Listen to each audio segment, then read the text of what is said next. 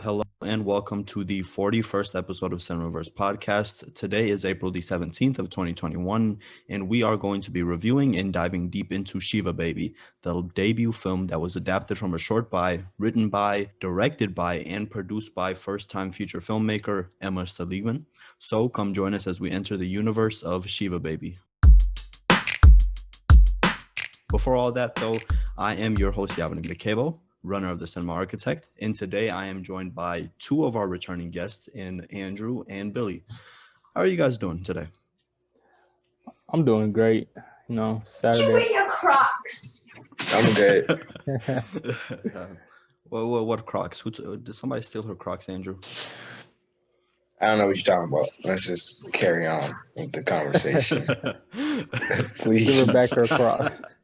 Hey man, she wants her Crocs, bro. Oh, my grandma, she sent some Crocs for I guess a graduation thing. I don't know. She just sent Crocs in the mail because she couldn't wear them. They were too big. And she was just like, hey, Andrew or his dad can wear them. And I hate Crocs. They're disgusting shoes. But Wow.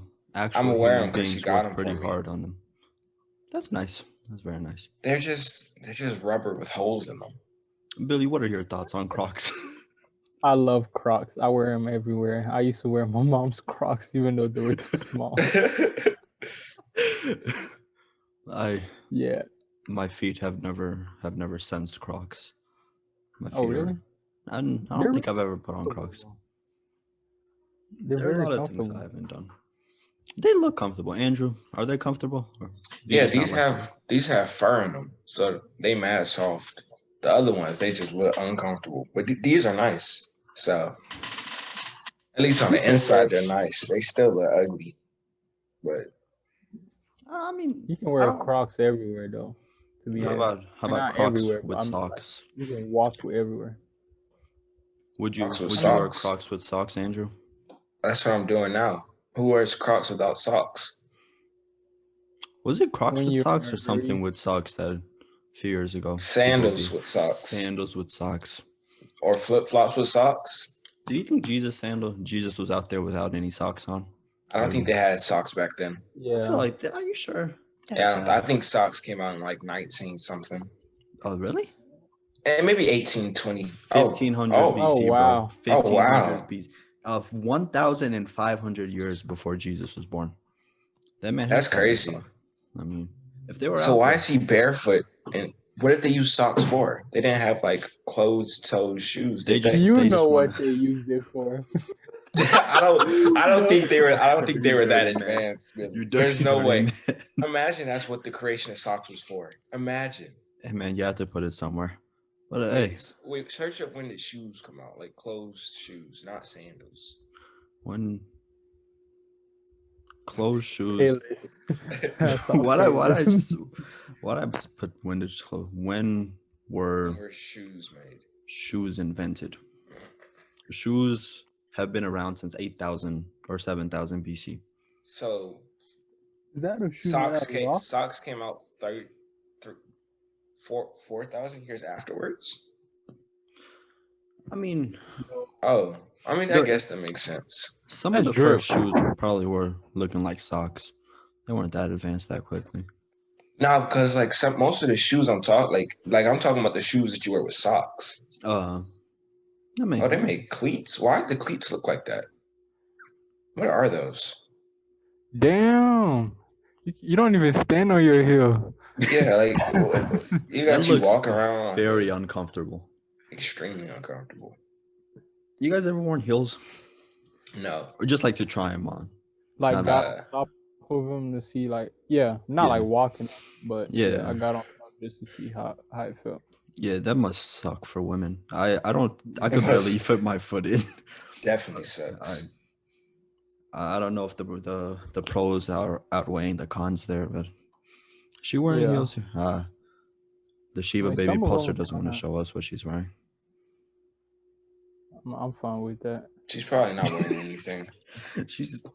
All right. On that note, let's go ahead and segue into the movie that we are covering today. Shiva Baby. Nice transition. I mean, you guys helped out a good bit there, so thanks. So first of all, Shiva Baby, new film, 2021 release. It came out in 2020, a few of the festivals in 2020, but this is a April 2nd, 2021 release. The Google synopsis for the film is: while at a Jewish funeral service with her parents, a college student has an awkward encounter with her sugar daddy and her ex-girlfriend. Now, we all watched this movie together, and I think it's safe to say that it started pretty abruptly. Would you guys agree with that? Mm-hmm. Yeah. Yes. No, all of you guys had earphones on, right? Yeah. Yeah. That's Thank God. Yes. Yeah. You should. There should have been a warning. I'm gonna go ahead, because if you're coming to this episode just to, see if you should see it, this is an upfront warning. Yeah, First of all, wear headphones immediately. This is very much not a kid-friendly movie. Mm-hmm. And second of all, there is a good amount of moaning in the first 20 seconds. So I would recommend not playing that out loud. Now I think about it, like everything after like the first minute and a half of the movie was pretty kid-friendly. I mean, it's just that part. Well, well, there is like a halfway through. Quick spoilers to skip forward a few. Yeah, like 30 seconds. Well, you don't have to spoil it. Okay, you guys know what I'm talking about with the bathroom. Right. Yeah. Mm-hmm. Well, I guess that's two different scenes where it gets a bit unkid friendly. Yeah, it's just two. And just I mean, that's that's three different scenes just physically. I mean, it's just that wasn't too bad. It happens all the time. I mean, I think there will be a good amount of parents that wouldn't want their kids to see that. I mean, your kids wouldn't find this movie like attractive to watch. Yeah, I don't think they would want to. And if you have kids, what are you doing watching this? I'm just joking. We love you, right? Sure. You definitely sound like you're on a podcast, Andrew. But even aside from just like the physicality wise, it's a pretty vulgar movie throughout. Like the mother of this movie is pretty vulgar, and kids will probably be worrying about, why isn't my mom like that, or what's up with that mom over there, or why they might end up wondering why can't we be Jewish, and then you have to go through a whole explanation of why you can't just do that. I remember watching an Arthur episode. There was a whole Arthur episode about like the bleep in TV shows and movies, and that's when I learned about curse words, because I was like 7, and there was a grandmother who dropped a vase, and then her son, or like her grandson who was in the store with her, just started cursing her out because she dropped a vase. I was very confused. And I remember DW walking out and being like, why did he use those words? And I was like, I don't even know what those words were. But that's a bit of I digress from now. Now, first, before we start, Andrew, this is your first official movie review podcast that you've been on, right? Well, I think, other than WandaVision. Yeah, you were on for WandaVision. So I guess you know a bit of the structure. But pretty much in Cineverse movie reviews, we review a film and give it the official Cineverse score according to 5 different categories: acting, the script or the plot, the aesthetics, the score, and the payoff. When I'm talking about script or plot, first of all, it's the script. That sometimes go into the pacing. And then when it comes to aesthetics, that's everything from the cinematography to the directing and to pretty much just how good the movie looks itself. The score is the score. The payoff is probably the most subjective of these. It's whatever payoff means to you and whatever payoff you get from the film. And acting it's acting. And I guess all of these are subjective, but acting, I think, is the one that will probably be some of the most consensus on. So with that a bit cleared up, we're gonna go ahead and give, first of all, I think I already know what your answers to this were, but how much did you guys know about Shiva Baby going into the movie? I knew nothing about it. Did you guys watch the trailer? Nah. I did. I watched the trailer. I didn't watch the trailer. Billy, would you say the trailer is a good barometer of what the film is going to be? Well, I think that's hard for me to answer since I think I was doing something else, but still, I don't. I think I was just like 1% more aware of what was going on. 1% more than you guys aware of what was going to be going on, because all I knew was it was a funeral, and uh, they were just having conversations. It didn't make sense, but yeah, I That's don't think I could have known much. I think that's probably a good thing because in order to think, I feel if you were to like this movie, you would need some of those twists that occurred along the way, or some of the big Mhm. plot reveals that occurred. And if those were predetermined, or you didn't know about them going in, the movie would be significantly diminished. Which is to say, after our spoiler-free reviews, I would, if you haven't seen the movie yet, recommend not watching or listening to the rest of the podcast before watching the movie. And if you watch the movie, you can come back and listen to our more Cineverse score part of the podcast. But I mean, not knowing much, first of all, Andrew, did you have any expectations for this movie since you didn't really even know much about it? Um,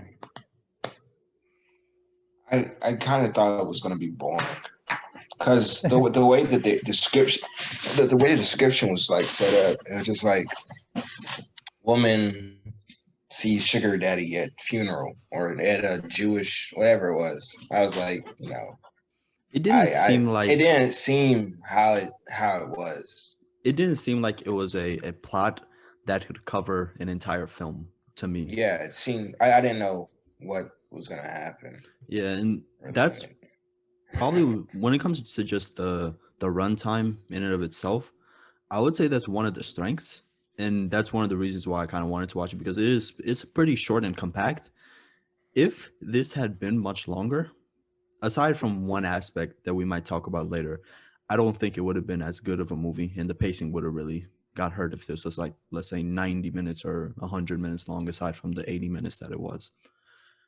So, If I may Mhm. add something, I think I realized more the reason why I wasn't totally aware of what would happen was because I did not read the synopsis, and like I said, you can see that in the trailer. Plus, I don't remember seeing the first scene in the trailer. I'm talking about in the apartment. Oh, okay, So that I makes sense. I think that's a big thing for me to have known to understand what would happen in the movie, and I didn't know. So Yeah. yeah. I guess I've read the synopsis. I don't think knowing the synopsis really diminishes it as much as like knowing some of the bigger twists does. But, aside from that, real quick before we have to make these people who haven't seen the movie yet leave, uh let's go around. First, give just like a quick letter grade to the film, and then if you want, go ahead and give like a very quick spoiler-free review. I I guess I'll start off since I don't want to put you guys on the spot like that, give you guys some time to think. Just as a letter grade, I'm fluctuating between a B and a B minus. I can see this moving up to a B plus on a rewatch, depending on how well that rewatch goes. Overall, as I said, it's a pretty compactly made film. It has a nice little script to it. I don't think there were a lot of points that would take me out of it, but the plot itself, as I said, it's not one that would warrant an entire movie. But given that it is something that could attract some intrigue, I think it does well with the plot that is given. The acting is pretty well done. Overall, I would recommend seeing the movie. It's not that long, so it wouldn't be a big waste of time even if you didn't like the movie. Uh, Billy, All quick right. letter grade, and if you want, some thoughts on it, spoiler-free thoughts for people that are just about to go into the film. Yeah, I would also give it about a B minus. One of the main reasons because it didn't feel complete, the movie, and I feel like there was more that they could have expanded on and created more chaos, which would have made the movie like interesting. And if you watched it, you definitely know what I mean by creating chaos. And yeah, but I think one of the things I told you about earlier was that my rating changed, Yeah, you and said that, looking through the categories and kind of thinking more about that, it yeah, shifted a bit. And I didn't want to know exactly how, but I think I know how now that you gave the rating. you want you want to I mean, it probably decreased, right? After looking through no, everything. it increased. It Oh, increased. really? Yeah, I Oh, think it's because of acting. oh, okay, okay. We'll get Yeah, there. Oh, what mhm. would prior to that would have been like a C plus movie or a C ish? Yeah, like around C plus, but more So, towards what like did an you 86 to be exact. like a what? Like a no, I mean 76. My Oh, bad. Like okay. a 76 to be All right. exact. Would you have said that you still kind of liked the film, even though it was like that C plus area range or a C? Yeah, I would I would say that I still like the film because it like I thought it was gonna be boring. Let's just say that. Yeah, that's the thing. And This film didn't have yeah, a whole bunch of expectations going in, as some of the other movies that were reviewed did have. Like going yeah, into, I know this is a movie, but going into WandaVision, I'm pretty sure Andrew, both you and I had some fairly high expectations, and it was able to deliver either way. But this is much smaller. Uh, I didn't know much about the plot. I never watched the trailer. Purposefully, I would say. There just weren't as many expectations going in. But Andrew, letter grade, and what any quick spoiler free thoughts? Uh, hmm. I'll give it a B. Um, like as you guys were saying, I didn't know what to expect. I thought it was gonna be boring, but the fact that it wasn't boring automatically gives it a C. And I really I enjoyed the acting. The acting really took it over the top, like for sure. Because if the acting was bad, the plot would not have worked. So All yeah, right. So that's my main reason. yeah, that makes sense. But we'll get a bit more into that, like in a few seconds. But that will be the end of the spoiler free section. From this point on, we are free to spoil as we please, and I would recommend not listening on if you haven't seen it yet, because spoilers will make the viewing experience much worse. Wife So is man. what? I don't Wifeless know. man? I I thought you were thought you said insulting me. I thought I thought you were like, Yabenek is a wifeless man. I was like, all right. that But all all right, go right. ahead, go ahead. The first category is the acting. Now, I am a bit. I'm not as concrete on my opinion of the acting as I think both Billy and Andrew are. So I'm actually gonna let them start off. Billy, I'll let you start off with the acting because you were saying that's the thing that put it over the top for you. One other thing, but yeah. So acting. At first, I thought it was exaggerated, but I then like remembered like other other movies or like just shows like where I've seen similar people like act the same way, like Jerry Seinfeld and his parents, the way he was with his parents, his mother towards him, and I saw the same thing, and it worked. And I think realizing just the whole movie experience, I was like, you know what, it wasn't that bad. I think I was judging them too hard, and it really did fit the type of people they were and what they were discussing, especially that vulgar language. I was surprised yet, but it kind of makes sense as I thought about it even more. Um, I think never. Yeah, go ahead. you're talking about Jerry Seinfeld and how, well, I guess technically they're Jews, right? They're also Jews. Yeah, Yeah, I yeah. mean that's just something I can't mind. I don't think that has much to do with what I'm about to say. The comedy aspect of it. This movie is categorized as a comedy, which Hmm. we were talking about. We think more is drama and it's not like heading comedy, but maybe like subtitle comedy. Yeah. I think that the acting, while I do agree that in and of itself the acting works in to kind of shift over that comedy aspect. I think that if the acting was a bit less over exaggerated, it would have worked better because this isn't just like a big bold letters comedy. But I totally get what you're saying. Personally, it would have worked a bit better if it had been a little bit less exaggerated. One person in particular, Danny DeFerrero, who the guy who played Max, who is the guy that is cheating in the movie. I didn't really like the Ferrari. Ferrari. That's what it reads. No cap, I'm not even lying. Yeah, it does. I didn't really like his acting in it. I didn't think that he was doing anything special, and it never really worked for me. It never clicked for me. But Andrew, you were talking about the acting being one of the high good aspects of this. I'm not saying it's bad. I'm just saying those are some of the things I noticed. Andrew, what did you think of the acting? Yeah, I've seen a movie. They tried to kind of go on the same route as this one did, plot wise. What movie was it? I have no idea, but I remember a similar plot. Okay.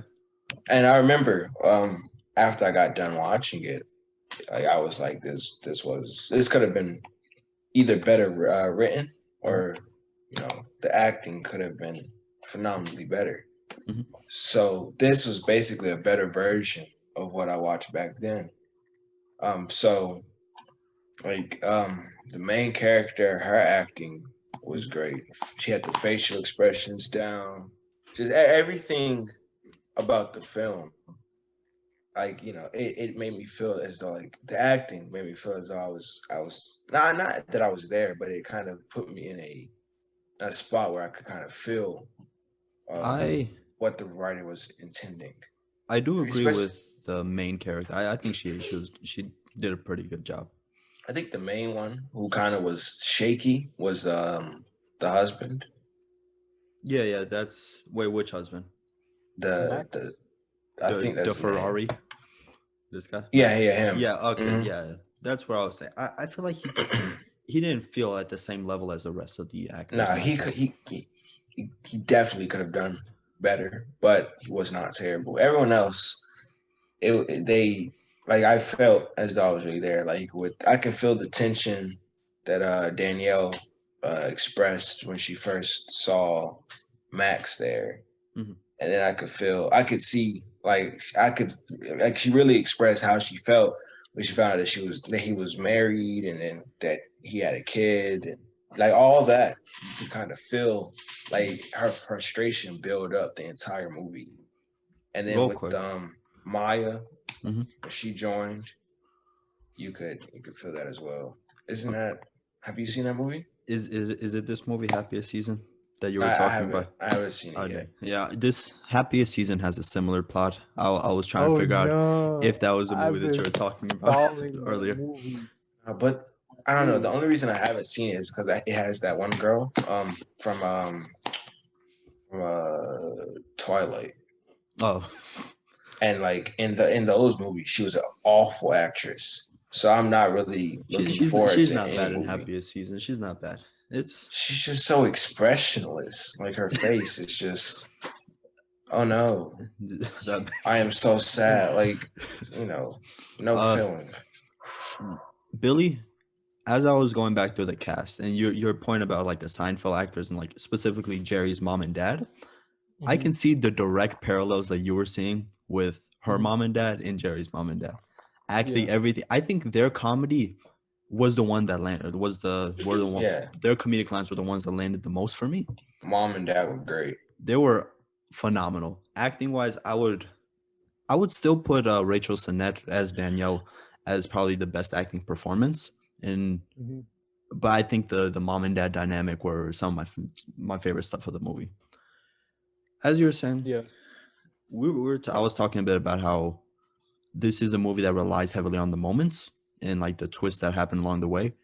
Acting wise, all of the acting worked well enough to where all the twists worked. Where in a lot of movies, if the acting isn't good, the twists aren't going to land at the same level. In this movie, the majority of them, I would say almost all of them, landed at the same level. What are we feeling for scores? Billy, I want to start off with you. Out of 10, what would you give this Sure. movie on acting? Um, I'll give it a 7. Drew? I give it mm, I give it an 8. No, I'll give it a 7.5. 7.5. Yep. I had I currently have predetermined scores just to see how it would be before our conversation and after. I originally had this at a 6, but thinking about it on a more holistic level, I think I would move it up to a 6.5 out of 10. Which acting wise, the acting here is all around like roughly a 7 out of 10, which is pretty good. Moving on to the script and the plot.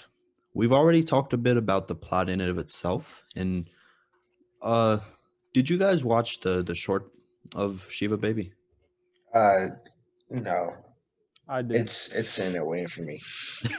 But if I had watched the short prior to watching the movie itself, I probably would have been skeptical that this could have been stretched out to an entire film.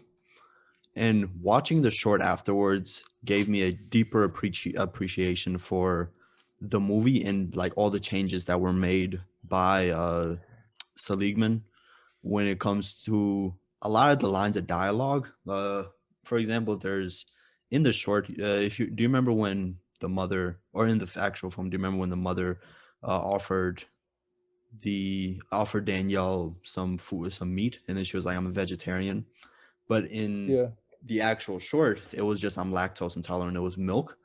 I feel that one decision, it made Danielle like being like, "Oh, I'm a vegetarian." You know that it made Danielle out to be somebody that makes more decisions and who has led her own path rather than being lactose intolerant isn't something that she can really deal with, or isn't something that she herself got to pick.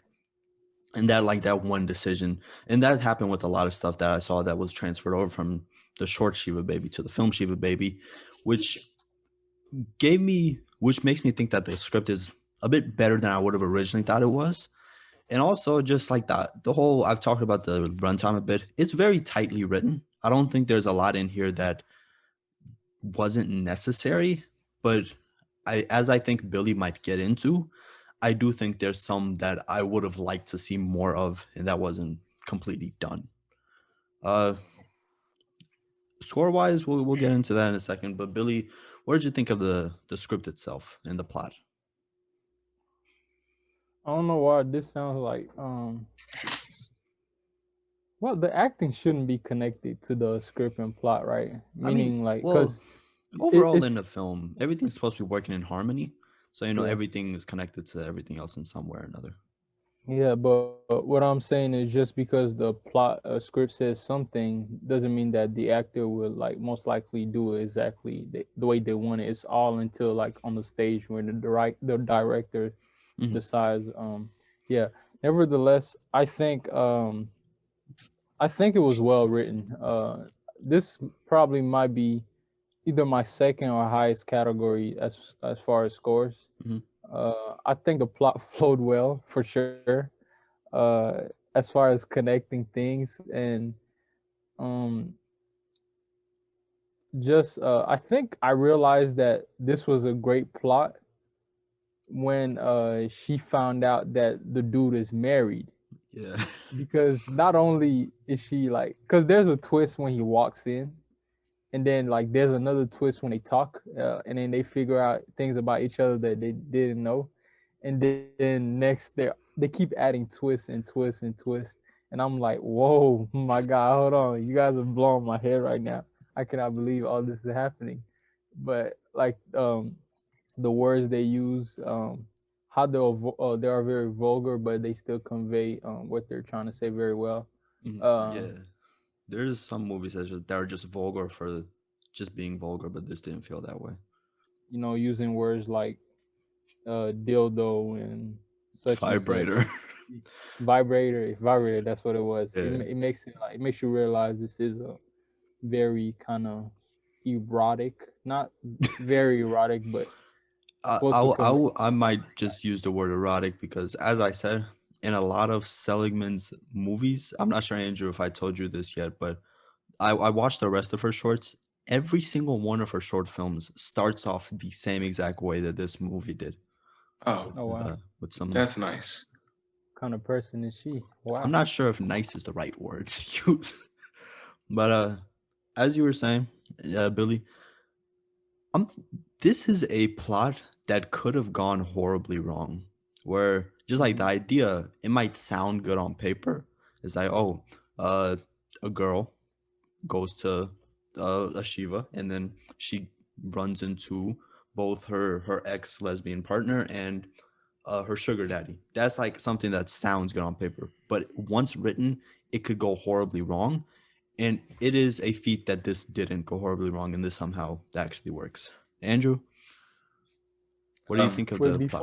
before Andrew, Mhm. sorry. I think this is the time I should throw in that thing we were talking about earlier about somebody saying they focus too much on gender and stuff. Oh, They were yeah, like trying hardly to convey it. yeah. Yeah, I want to throw that in and just say like that's not it, but they still did it well because um I think what did I say that It's there not were really some in your points where face. yeah, there were some points where they showed her not to be as involved as she Oh, says, yeah, but there was still some other points where they show her and Maya and you know, and yeah, you see that side of her. yeah. More specifically, Billy's referring to a review that we saw on Rotten Tomatoes where somebody was saying this is a movie that's focus. It's really trying to tackle gender and sexuality and all that stuff, and it doesn't fully. It fails and is trying too hard, which I think both of us disagree with. As Billy was saying, this movie is fairly equal on most grounds, and especially when it comes to the main character. Uh, I brought up another movie called Never, Rarely, Sometimes, Always, which deals with abortion and sexuality as well, which to me felt much more in your face, which this one didn't. And I think the fact that it's not so in your face helps it to get across its message a bit more, as it's more like of a subconscious thing that you're gonna think about as you go on, rather than something that's being presented to you that they're telling you this is right and this is wrong. It's not that, whereas it's the other. Drew? Hmm. Um, well, as I said before, I've seen a film like that had a similar plot to this. Mhm. And the reason why I believe that it didn't come across the way that it was intended to come across was because of the acting. I think a good plot also, or a poor plot also has something to do with the lack of interest it received from me. So this movie, the script was well, like you have to have a really well written script and a very well thought out plot, or a well written script to fully bring out the plot, or specifically a scandal plot like this movie Yeah. contained. You need to have a good written script to show that. And I think this movie did that well. And then on the point of exploring like gender roles and gender issues, I don't really think that. And how you guys were saying that someone said it was in your face and very uh, repetitive. I don't think that's true in any way. I wouldn't say that like it wasn't focused on, because it was a point that was like mentioned and repeated several times within the film. But I think that was more of a way to develop the relationship between Danielle and Maya, rather than specifically talk about you know Yeah, and gender issues and uh, stuff. hopefully the train in the background doesn't get too much in, but that's a good point where these issues are being tackled, but they're also being tackled in a way that advances the plot. Hmm. That's something that a good screenwriter is able to do. Uh, and that is a great point that you bring up.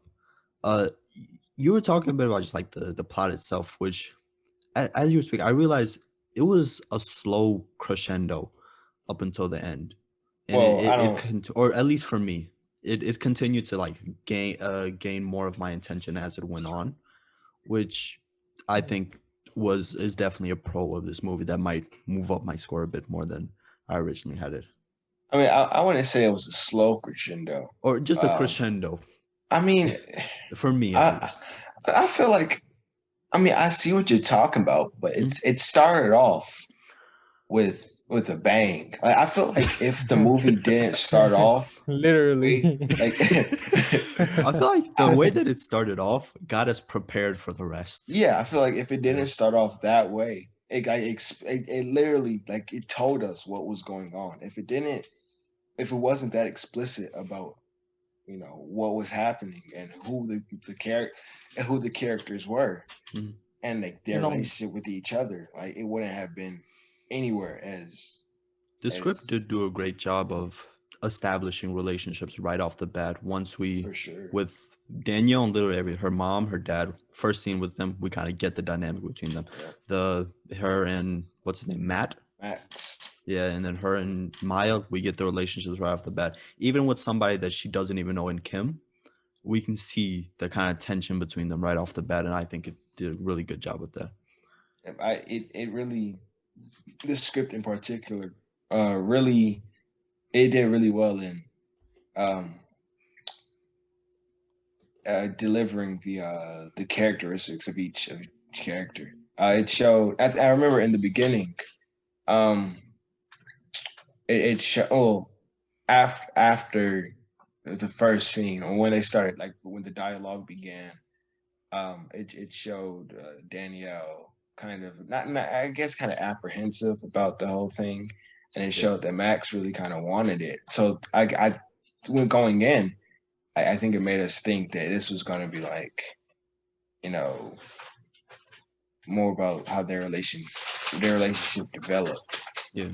Where in actuality, it showed how their relationship kind of imploded. Yeah. And real quick, I'm going to start off with the score for this one. Usually for the previous ones that we've done, previous movies that we have reviewed, in the script and the plot, I also usually bring up the pacing, which can usually be attributed to the directorial stamp and like how the director handles it. And in this case, it most definitely is. But I also like to think of like how the script is written in and of itself has a lot to do with the pacing. Once again, watching the short, I didn't think the short was badly paced, but I guess it was well paced for being a short film, which when it comes to a short film, you have to be quick and you have to keep somebody's attention. It's like nowadays in the internet age where people go in and we most likely will have shorter attention spans when it comes to watching YouTube videos and stuff because we know there's other stuff out there. A short film, you're already going in predetermined. This is supposed to be short. I should be getting through this quickly. So the short film has to be paced quicker that way. Yeah. I didn't really love that about the short film. And once again, I watched it after watching the full thing. So watching rethinking the full movie, it made me once again kind of like the pacing of the full movie more.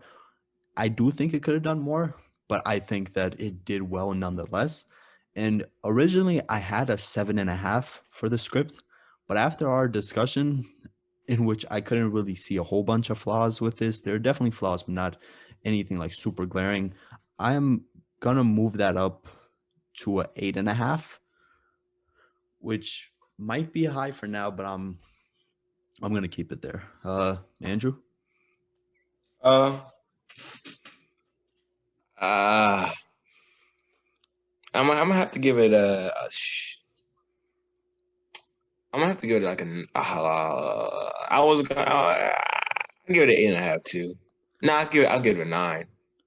Because the plot, everything was very well written. Yeah. Very well versed. I don't see.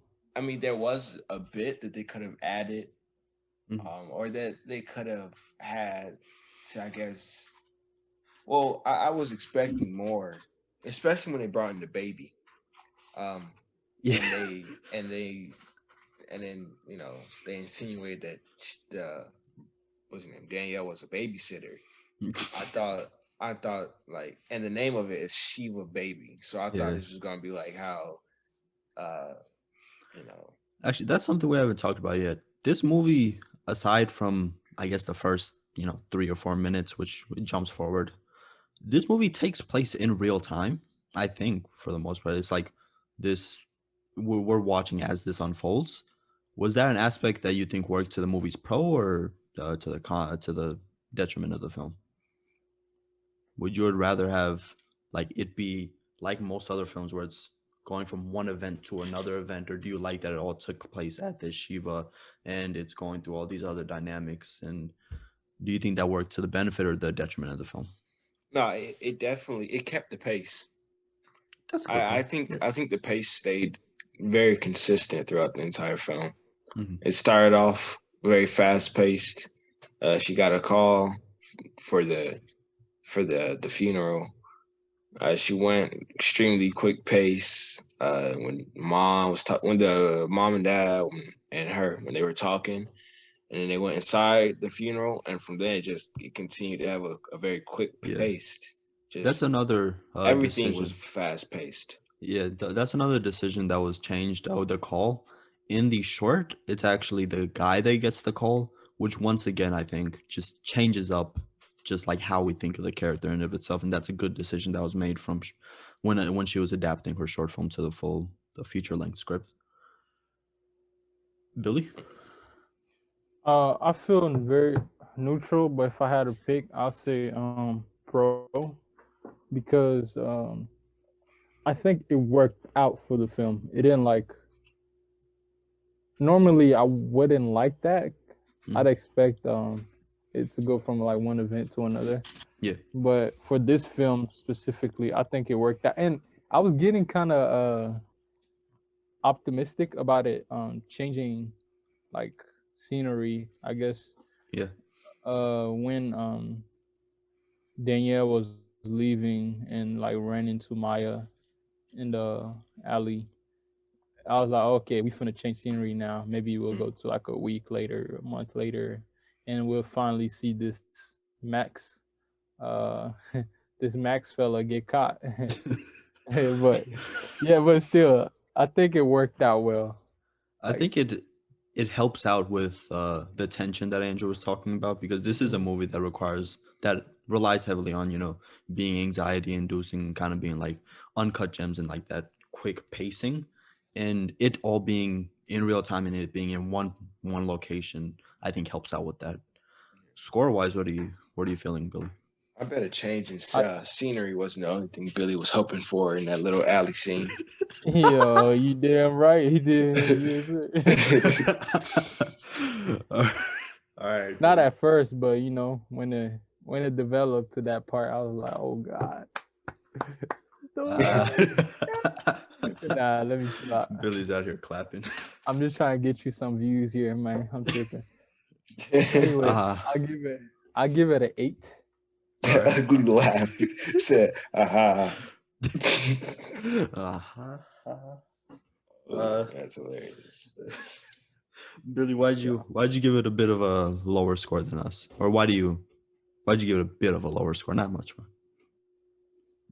Well, it's because it's not like I told you, it's not the strongest thing. And I feel like if I put it, because I already have a score for the part that I like the most out of the categories. Okay, that makes sense because there it would take away from the fact that I like this part more than the other. That makes much more sense because I believe that the script and the pacing and the story itself is the strongest aspect of the film, especially the 5 categories that we do. But from there, let's move on to the aesthetic of the movie, which includes everything from the cinematography, the directing, and just pretty much how the movie looks in and of itself. I don't have any deep thoughts on this one as of right now, because I really just think the movie looks fine. I don't think it had any. I didn't personally believe it was anything like groundbreaking. I like that, Billy. We were talking about indie films a few nights ago. This is a movie that had a $225,000 budget, which is not much, and it was able to do a good amount with that. I like that. How much? $225,000. That's less than Rubber had. Rubber did have $600,000. What the heck? That's crazy. The thing is, that's why I think my score for the aesthetic is going to be a bit higher than it would have been otherwise. Because given the context of the amount of money and this being a super low budget film, I think they did a really good job with how the film looks. Directing wise, I think we've talked a lot about like choices that Emma made, or as Miss Willick says, don't call these people by their first name, as Seligman makes. Go ahead. Like as I said, script and plot was second, and aesthetic was first. So I'm like on the opposite side of where y'all boy is about aesthetics, like, and I think this is influenced by the fact that I just did a role on cinematography, Mm-hmm. and I learned some new things that I didn't like know before. Yeah. And I look for it in the film. So I'm gonna talk about two things: lighting and like the camera shots. Yeah. First, I'm gonna go with camera shots. You see, as you look here and here, there are close-up shots, and I think that's what create tense in this movie. Those close-up shots, and I'm pretty sure at one point, like at some points, they were using a point of view shot of Danielle as she was like breathing hard. Yes. And that just makes it like 10 times more intense about like what's going on. And she's like kind of starting to have a panic attack, and you hear her breathing. You're like, oh my god, yo, yeah, I love this scene. Keep this scene as I shift to lighting. So about lighting, if you didn't notice, the lighting changes a lot. It didn't look orange in this room before. It looked kind of like blue. Yeah. And the way they change the lighting to fit the mood is perfect in this film. Like right now, all that light, that backlight that's being used is what's the word I'm using? It's creating depth on Danielle. Yeah. You see how like everything seems like it's focused on her right now, and and it shows, and then also the little extreme close up shot on her face is creating that intense nature that I was talking about earlier, and it's working out very well. And as she like looks at her dad and her mom, they created like a what's that, high angle Yeah. high angle shot, right? Yeah, yeah. Would it be And it's high angle almost or as if you low? think she's about to faint. Yeah. Yeah, high angle. Yeah, like right here, perfectly. Yeah, and as you're talking, we can also see like the cuts that are made to the baby, and I know you guys can't hear the dialogue right now, but I also, this is something that I noticed throughout when she decides to make the cuts throughout the film, usually add on to the tension, as you're saying, like when the when Matt shows up for the first time, as the mother is talking about how he's married, they do kind of like the reverse shot cut of him and her, and that increases the tension, that makes like the twist itself more out there. Like it helps for us to realize what is happening. It adds on to our understanding of the film. Those are some good points. Yeah, and do you go back to where the film was, and do you see how that orange color is kind of gone now? That orange Yeah. yellow. Yeah, that's what I was talking about, and it looks pretty normal now.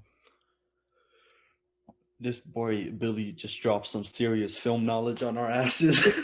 I'm out here just astounded. I'm gonna have to transfer over ownership of the account to this guy. This boy is out here.